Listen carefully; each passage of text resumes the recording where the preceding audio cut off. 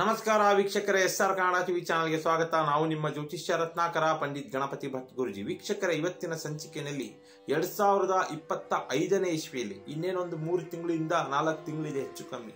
2025ನೇ ಇಸ್ವಿ ಪ್ರಾರಂಭದಲ್ಲಿಯೇ ಗುರುದಶೆ ಪ್ರಭಾವದಿಂದ 3 ರಾಶಿಯವರು ಅದೃಷ್ಟವಂತ ಜೀವನ ನಡೆಸುತ್ತಾರೆ.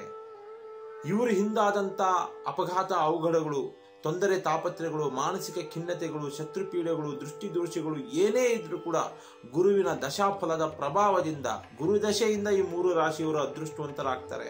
ಹಾಗಿದ್ರೆ ಆ ರಾಶಿಗಳು ಯಾವುವು, ಅವ್ರಿಗೆ ಆಗುವಂತ ಉಪಯೋಗಗಳೇನು, ಅವರು ಯಾವ ಕ್ಷೇತ್ರದಲ್ಲಿ ಉತ್ತಮವಾದ ಸ್ಥಾನಮಾನ ಕಲ್ಪಿಸ್ಕೊಂತಾರೆ, ಇವತ್ತಿನ ಸಂಚಿಕೆಯಲ್ಲಿ ನಾವು ತಿಳ್ಕೊಳ್ಳೋಣ. ಪ್ರಥಮವಾಗಿ, ಗುರುದಶೆ ಎಂದ ಕೂಡಲೇ ಒಂದು ಒಳ್ಳೆಯ ಸಮಯ ಶುರುವಾಗಿದೆ ಅಂತ ಶಾಸ್ತ್ರಗಳ ಪ್ರಕಾರ ಲೆಕ್ಕಾಚಾರ ಮಾಡ್ತೀವಿ ನಾವು. ಗುರುದಶೆ ಬಂದಿದ್ದ ಕೂಡಲೇ ನೀವು ಅದೃಷ್ಟವಂತ, ಯೋಗ ಶುರು ಆಗ್ತದಪ್ಪ ನಿನಗೆ ಅಂತ ಹೇಳ್ಬಿಡ್ತೀವಿ. ಹಾಗಾಗಿ 2025ನೇ ವರ್ಷದಲ್ಲಿ ಸತತ 12 ವರ್ಷಗಳ ನಂತರ ಗುರುಗ್ರಹವು ಮಿಥುನ ರಾಶಿಗೆ ಪ್ರವೇಶ ಮಾಡುತ್ತಿದ್ದಾನೆ. ಮಿಥುನ ರಾಶಿಗೆ ಗುರುಗ್ರಹ ಪ್ರವೇಶ ಮಾಡ್ತಿರೋದ್ರಿಂದ ಇದರ ಉಪಯೋಗ ಪಡೆಯುವಂತ ರಾಶಿಗಳು 3 ರಾಶಿಗಳು ಉಪಯೋಗ ಪಡೆಯುತ್ತವೆ. ಯಾವ ಕ್ಷೇತ್ರದಲ್ಲಿ ಉಪಯೋಗ ಪಡೆಯುತ್ತವೆ ಆ 3 ರಾಶಿಗಳು? ಆ 3 ರಾಶಿಯ ಜನರು ವಿಶೇಷವಾಗಿ ಕೆಲಸ ಕಾರ್ಯದಲ್ಲಿ ಅಭಿವೃದ್ಧಿ ಹೊಂದುತ್ತಾರೆ. ಇಷ್ಟಾರ್ಥ ಕಾರ್ಯ ಸಿದ್ಧಿ ಆಗ್ತದೆ ಗುರುವಿನ ಪ್ರಭಾವದಿಂದ. ಈ ರಾಶಿಯವರಿಗೆ ವ್ಯಾಪಾರ ವ್ಯವಹಾರದಲ್ಲಿ ಉತ್ತಮವಾದ ಸ್ಥಾನಮಾನ ಗಳಿಸ್ತಾರೆ. ಅದೃಷ್ಟವಂತ ಯೋಗ ಕೂಡಿ ಬರ್ತದೆ. ವ್ಯವಹಾರ ಒಳ್ಳೆ ರೀತಿಯಲ್ಲಿ ಲಾಭದಾಯಕವಾಗಿ ತಂದುಕೊಡುತ್ತೆ.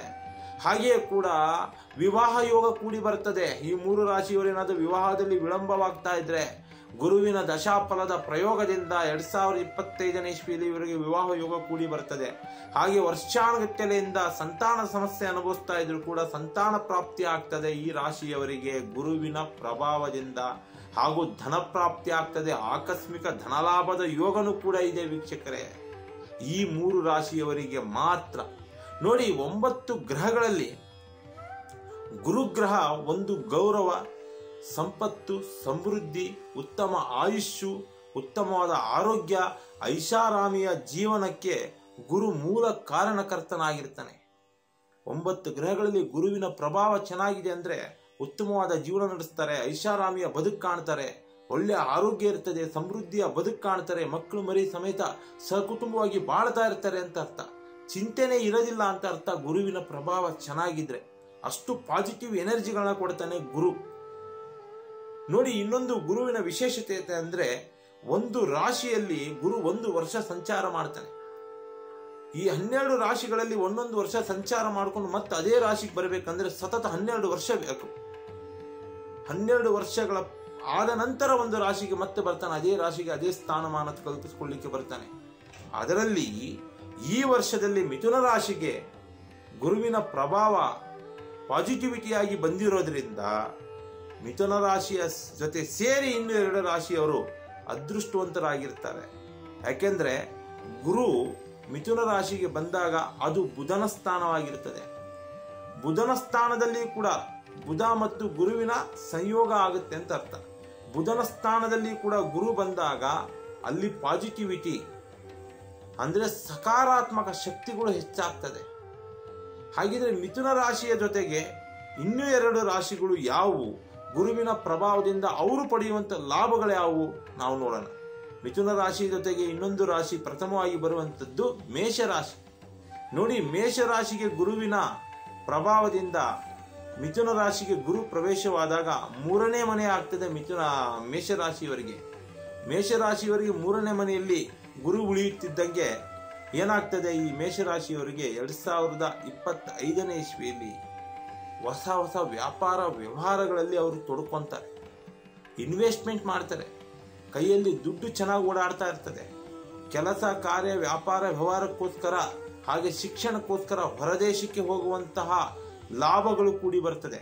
ಹೊರದೇಶದ ಪ್ರಯಾಣ ಬಿಡಿಸ್ತಾರೆ, ಅಲ್ಲಿ ಉತ್ತಮವಾದ ಸ್ಥಾನಮಾನ ಗಳಿಸ್ತಾರೆ, ಒಳ್ಳೆ ಹೆಸರು ಮಾಡ್ತಾರೆ ಅಂತ ಅರ್ಥ. ಯಾರು? ಮೇಷರಾಶಿಯವರು 2025ನೇ ಇಸ್ವಿಯಲ್ಲಿ. ಹಾಗೆ ಹೊಸ ಹೊಸ ಜಮೀನು ಅಥವಾ ಆಸ್ತಿ ಅಥವಾ ಏನಿದೆ ಒಂದು ಕಟ್ಟಡಗಳ ನಿರ್ಮಾಣಕ್ಕೆ ಅಥವಾ ವ್ಯಾಪಾರ ಖರೀದಿಗೆ ಅಂದ್ರೆ ಅವ್ರಿಗೇನಿದೆ ಆಡಂಬರಗಳು ಬರುವಂತಹ ಲಕ್ಷಣಗಳು ಕೂಡಿ ಬರ್ತದೆ. ಮತ್ತೆ ಸರ್ಕಾರಿ ಅಥವಾ ಸರ್ಕಾರೇತರ ಕೆಲಸ ಕಾರ್ಯಗಳಲ್ಲಿ ಉತ್ತಮವಾದ ಸ್ಥಾನಮಾನ ಗಳಿಸ್ತಾರೆ ಮೇಷರಾಶಿಯವರು. ಹಾಗೆಯೇ ಕೂಡ ಪ್ರಮೋಷನ್ ಸಿಗುವಂತಹ ಯೋಗನು ಕೂಡಿ ಬರ್ತದೆ. ಅಂದ್ರೆ ಬಡ್ತಿ ಸಿಗುತ್ತೆ, ಸಂಬಳ ಜಾಸ್ತಿ ಆಗುತ್ತೆ ಅಂತನೂ ಅರ್ಥ ಬಡ್ತಿ ಸಿಕ್ಕಿದ್ರೆ. ಅಂದ್ರೆ ಕೈಯಲ್ಲಿ ಒಳ್ಳೆ ರೀತಿಯಲ್ಲಿ ಧನಪ್ರಾಪ್ತಿ ಆಗ್ತದೆ. ಆದರೆ ಮಾನಸಿಕವಾಗಿ ಸ್ವಲ್ಪ ತೊಳಲಾಟಗಳಿರ್ತದೆ. ಆರೋಗ್ಯದ ಕಡೆ ಎಚ್ಚರಿಕೆಯಿಂದಿರಬೇಕಷ್ಟು ಮೇಷರಾಶಿಯವರು. ಇದು ಬಿಟ್ರೆ ಇನ್ನೆಲ್ಲ ಸಮೃದ್ಧಿದಾಯಕವಾದ ಬದುಕು ನಿಮ್ಮದಾಗ್ತದೆ ಮೇಷರಾಶಿಯವರಿಗೆ 2025ನೇ ಇಸ್ವಿಯಲ್ಲಿ. ಇನ್ನು ಮಿಥುನ ರಾಶಿಯವರಿಗೆ, ಆ ಮಿಥುನ ರಾಶಿಯಲ್ಲೇ ಗುರುವಿನ ಸಂಚಾರ ಆಗಿರೋ ಕಾರಣ ನೋಡಿ, ವರ್ಷಾನುಗಟ್ಟಲೆಯಿಂದ ಪೆಂಡಿಂಗ್ ಇರುವಂತ, ಅಂದ್ರೆ ಕೆಲಸನೇ ಆಗೋದಿಲ್ಲ ಅಂತ ಕೆಲಸ ಕಾರ್ಯಗಳೆಲ್ಲ ಕಾರ್ಯಚಲನೆ ತಗೊಂತವೆ. ಆ ಕೆಲಸ ಕಾರ್ಯಗಳೆಲ್ಲ ನೆರವೇರ್ತವೆ. ಅಯ್ಯೋ ಆಗೋದೇ ಇಲ್ಲ ಅಂತ ಕೈ ಬಿಟ್ಟಿರುವಂತ ಕೆಲಸ ಕಾರ್ಯಗಳು ಮಿಥುನ ರಾಶಿಯವರಿಗೆ 2025ನೇ ಇಸ್ವಿಯಲ್ಲಿ ನೆರವೇರುತ್ತವೆ. ಮತ್ತೆ ಗುರುವಿನ ದೃಷ್ಟಿಯಿಂದ, ವಿಶೇಷವಾಗಿ ಮಿಥುನ ರಾಶಿಯಲ್ಲಿ ಗುರು ಇರೋದ್ರಿಂದ ಗುರುವಿನ ದೃಷ್ಟಿ ನೇರವಾಗಿ 5, 7 ಹಾಗೂ 9ನೇ ಮನೆಯಲ್ಲಿ ಬೀಳುವುದರಿಂದ ಮಿಥುನ ರಾಶಿಯವರಿಗೆ ವರ್ಷಾನುಗಟ್ಟಲೆಯಿಂದ ಏನಾದರೂ ಸಂತಾನದ ಸಮಸ್ಯೆ ಇದ್ರೆ ಪಾಪ ಸಂತಾನ ಪ್ರಾಪ್ತಿ ಯೋಗ ಕೂಡಿ ಬರ್ತದೆ, ವಿವಾಹ ಯೋಗ ಕೂಡಿ ಬರ್ತದೆ. ಸಾಂಸಾರಿಕ ಕಲಹಗಳಿದ್ರೂ ಕೂಡ ಪರಿಹಾರ ಆಗ್ತದೆ ಮಿಥುನ ರಾಶಿಯವರಿಗೆ. 2025ರಲ್ಲಿ ಸಂಸಾರದಲ್ಲಿ ಭಿನ್ನಾಭಿಪ್ರಾಯ ಬಂದು ದೂರ ಆಗಿದ್ರು ಕೂಡ, ಸಂಸಾರ ಹಾಳಾಗಿದ್ರು ಕೂಡ ಸರಿ ಹೋಗ್ತದೆ ವೀಕ್ಷಕರೇ, ಗುರುವಿನ ಪ್ರಭಾವದಿಂದ. ಅದೃಷ್ಟವಂತ ಯೋಗ ಮಿಥುನ ರಾಶಿಯವರಿಗೆ ಹೆಚ್ಚಿಗೆ ಇದೆ. ಧನಲಾಭದ ನಿರೀಕ್ಷೆ ಇದೆ ನಿಮಗೆ. ವ್ಯಾಪಾರ ವ್ಯವಹಾರದಲ್ಲಿ ಕಾನ್ಫಿಡೆಂಟ್ ಆಗಿರಿ. ಚಂಚಲ ಮನಸ್ಥಿತಿ ಬಿಡಿ ಮಿಥುನ ರಾಶಿಯವರು. ಪಾಸಿಟಿವಿಟಿಗಳನ್ನ ತಗೊಳ್ಳಿ. ಮಿಥುನ ರಾಶಿಯವರು ಪಾಸಿಟಿವಿಟಿಗಳನ್ನ ತಗೊಂಡ್ರೆ ಧನವಂತರಾಗ್ತೀರಾ, ಐಶ್ವರ್ಯವಂತರಾಗ್ತೀರಾ, ಕೀರ್ತಿವಂತರಾಗ್ತೀರಾ, ಸುಖ ಶಾಂತಿ ಸಮೃದ್ಧಿ ಅಷ್ಟ ಐಶ್ವರ್ಯ ಜೀವನ ನಿಮ್ಮದಾಗ್ತದೆ ಗುರುವಿನ ಪ್ರಭಾವದಿಂದ. ಹಾಗೆ ಕಡೆಯ ರಾಶಿ ಗುರುವಿನ ಪ್ರಭಾವದಿಂದ ಅದೃಷ್ಟ ಪಡೆಯುವಂಥ ರಾಶಿ 2025ನೇ ಇಸ್ವಿಯಲ್ಲಿ ಸಿಂಹ ರಾಶಿ.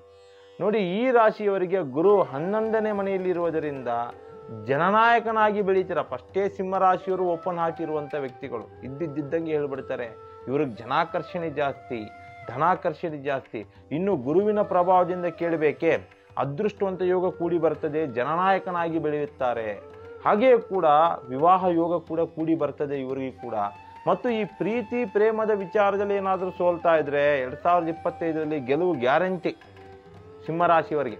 ಪ್ರೀತಿ ಪ್ರೇಮದಂಥ ವಿಚಾರದಲ್ಲಿ ಇಷ್ಟಾರ್ಥಕಾರಿ ಸಿದ್ಧಿ ಆಗ್ತದೆ. ಇಷ್ಟಪಟ್ಟಂಥ ಸ್ತ್ರೀ ಪುರುಷ ಒಂದಾಗ್ತಾರೆ ಅಂತ ಅರ್ಥ. ಇನ್ನು ಸಿಂಹರಾಶಿಯವರ ಮಕ್ಕಳೇನಾದರೂ ಚಟಕ್ಕೆ ಬಿದ್ದಿ ಅಥವಾ ಹಠಕ್ಕೆ ಬಿದ್ದಿ ಮಾತು ಕೇಳದೆ ದೂರ ಆಗ್ತಾ ಇದ್ರೆ ಗುರುವಿನ ಪ್ರಭಾವದಿಂದ ಮಕ್ಕಳ ಬಾಂಧವ್ಯ ಚೆನ್ನಾಗಿ ಬೀಳುತ್ತೆ, ಮಕ್ಕಳ ಜೊತೆ ಹೊಂದಾಣಿಕೆ ಚೆನ್ನಾಗಿ ಬರ್ತದೆ, ಮಕ್ಕಳು ಪ್ರಗತಿ ಕಾಣ್ತೀರಾ, ಸಂತೋಷ ಪಡ್ತೀರಾ, ಉತ್ತಮ ಸ್ಥಾನಕ್ಕೆ ಹೋಗ್ತಾರೆ. ಸಿಂಹರಾಶಿಯವರ ಮಕ್ಕಳು 2025ನೇ ಇಸ್ವಿಯಲ್ಲಿ ಒಳ್ಳೆ ಸ್ಥಾನಮಾನ ಗಳಿಸ್ತಾರೆ, ಸರ್ಕಾರಿ ಕೆಲಸಗಳನ್ನ ತಗೊಂತಾರೆ. ಅಂದರೆ ಗ್ರ್ಯಾಜುಯೇಟಿ ಪೋಸ್ಟ್ಗಳನ್ನ ಸಿಗ್ತವೆ ಅವರಿಗೆ, ಸಿಂಹರಾಶಿಯವರ ಮಕ್ಕಳಿಗೆ 2025ನೇ ಇಸ್ವಿಯಲ್ಲಿ. ಇನ್ನು ಈ ಸಿಂಹರಾಶಿಯವರಿಗೆ ಪೂರ್ವಜಕರ ಆಸ್ತಿ ಏನಾದರೂ ತಂಟೆ ತಕರಾರು ಕೋರ್ಟ್ ಕಚೇರಿಯಲ್ಲಿದ್ದರೆ ಅವ್ರ ಪರವಾಗಿ ಆಗ್ತದೆ ನೋಡಿ ಗುರುವಿನ ಪ್ರಭಾವದಿಂದ. ಸಿಂಹರಾಶಿಯವರಿಗೆ 2025ರಲ್ಲಿ ಪೂರ್ವಜಕರ ಆಸ್ತಿ, ಜಮೀನು ಅಥವಾ ಏನಾದರೂ ಕಟ್ಟಡಗಳು ಅಥವಾ ಆಸ್ತಿಗಳು, ಒಡವೆಗಳು ಯಾವುದೇ ಇದ್ರೂ ಕೂಡ ನಿಮ್ಮದಾಗ್ತದೆ 2025ನೇ ಇಸ್ವಿಯಲ್ಲಿ ಗುರುವಿನ ಪ್ರಭಾವದಿಂದ. ಆಕಸ್ಮಿಕ ಧನಲಾಭ ಕೂಡ ಇದೆ, ಶ್ರೀಮಂತರಾಗುವಂಥ ಯೋಗ ಇದೆ ಈ 3 ರಾಶಿಯವರಿಗೆ. ತಿಳ್ಕೊಂಬಿಡಿ, ಮೇಷರಾಶಿ, ಮಿಥುನ ರಾಶಿ ಹಾಗೂ ಸಿಂಹರಾಶಿಯವರು 2025ರಲ್ಲಿ ಗುರುವಿನ ಬಲವಾದ ಪ್ರಭಾವದಿಂದ ಅದೃಷ್ಟವಂತರಾಗ್ತೀರಾ. ಆದರೆ ಮನಸ್ಸು ಕಾನ್ಫಿಡೆಂಟ್ ಆಗಿ ಇಟ್ಕೊಳ್ಳಿ, ಆತ್ಮಸ್ಥೈರ್ಯ ಬೆಳೆಸ್ಕೊಳ್ಳಿ, ನೀವೇ ಅದೃಷ್ಟವಂತರಾಗೋದ್ರಲ್ಲಿ 2 ಮಾತಿಲ್ಲ. ಹಾಗೆ SR ಕನ್ನಡ ಟಿವಿ ಚಾನಲನ್ನು ಸಬ್ಸ್ಕ್ರೈಬ್ ಮಾಡ್ಕೊಳ್ಳಿ. ಒಳ್ಳೆ ವಿಡಿಯೋಸ್ಗಳನ್ನ ಬಿಡ್ತಾ ಇರ್ತೀವಿ, ರಾಶಿ ನಕ್ಷತ್ರಗಳ ಬಗ್ಗೆ, ಹಾಗೆ ಈ ಒಂದು ತಂತ್ರ ಮಂತ್ರಗಳ ಬಗ್ಗೆ ವಿಶೇಷವಾಗಿ ವಿಮರ್ಶೆ ಮಾಡಿ, ಚರ್ಚೆ ಮಾಡಿ ಪರಿಹಾರ ಕೊಡ್ತೀವಿ. ಸ್ಕ್ರೀನ್ ಮೇಲೆ ನಂಬರ್ ಹೋಗ್ತಾ ಇರ್ತದೆ, ಕಾಲ್ ಮಾಡ್ಬೋದು, ಭೇಟಿ ಕೂಡ ಮಾಡ್ಬೋದು, ಅಥವಾ ಚರ್ಚೆ ಮಾಡಿ ಫೋನಲ್ಲಿ ಕೂಡ ಪರಿಹಾರ ತಗೋಬೋದು. ನಮಸ್ಕಾರ ವೀಕ್ಷಕರೇ, ಸರ್ವೇ ಜನೋ ಸುಖಿನೋ ಭವಂತು.